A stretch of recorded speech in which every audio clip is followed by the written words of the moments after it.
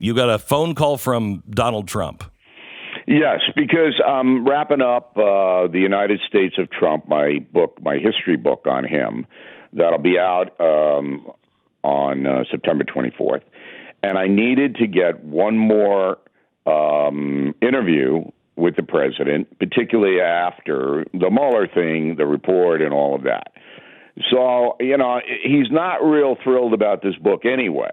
Donald Trump is not, because it goes way back and traces his whole life and then explains how he did this amazing thing and how he's sitting in the White House and who he really is and how he feels about his country, really.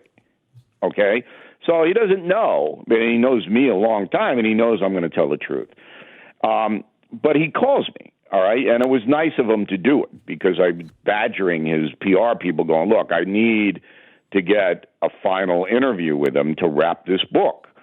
And he calls me about 10:15 at night Eastern time. He goes, "Oh, wow, Bill, are you still up?" I said, "I'm like you. I'm a vampire. I never sleep." So I talked to him, and the Mueller thing comes right up because that's what I wanted him. My basic question to the president was, since you have gone through this for 3 years, being pounded into pudding by the media and investigated and this, that, and the other thing, has your opinion of America changed?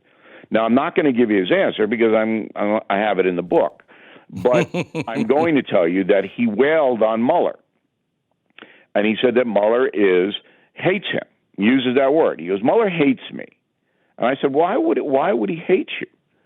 And President Trump said, because when I fired Comey, Mueller called me and asked for Comey's job as head of the FBI, and I said no. But it goes on back further. The president told me that he was in one of my golf clubs on the Potomac River, and he was going to move out of the neighborhood and wanted his deposit back. And I wouldn't give it to him because if I did that, I have to give it to everybody. And I said, how much was it? He goes, $15,000.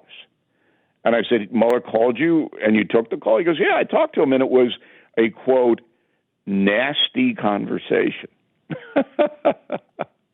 and he said that Mueller hates me. He's always hated me, and that's now why he did what he did today. Okay, so let me ask you this question. Like to hear that. Let me play devil's advocate.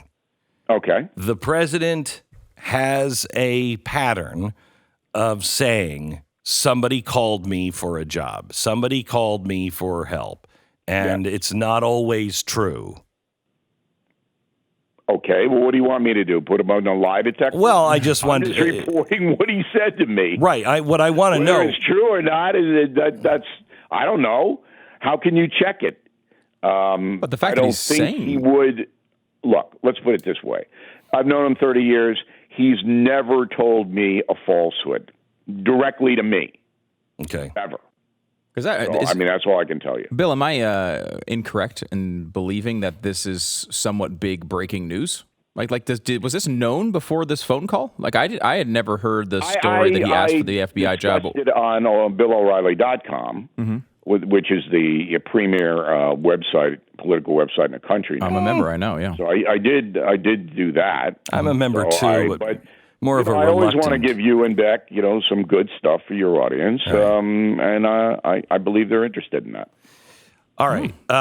So, Bill, what happens? What happens now? I mean, you were here for the impeachment of Lincoln's successor, and you went through Watergate, and with Clinton. What is Congress going to do now? Start their own hearings? I don't think so, but I could be wrong. Oh, I hate saying that. Oh, it's so painful. Could be wrong, but I don't think so. Why? Because the independent voters, if you look at the polling, most Americans do not want this dog and pony impeachment show based upon what we know now, which is you don't really have anything. And the Senate will never convict. So why put the country through this when we have vexing problems that need to be solved and you're not solving them? You're not even trying to solve them.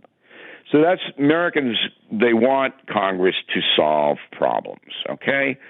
To put the country in a more prosperous position. And you don't do that when you're drumming up impeachment stuff. So all right, the only people that are going to prosper from that are cable TV news. That's all. And I think that the Democrats really are fearful that if they do this, independent voters will turn on the party.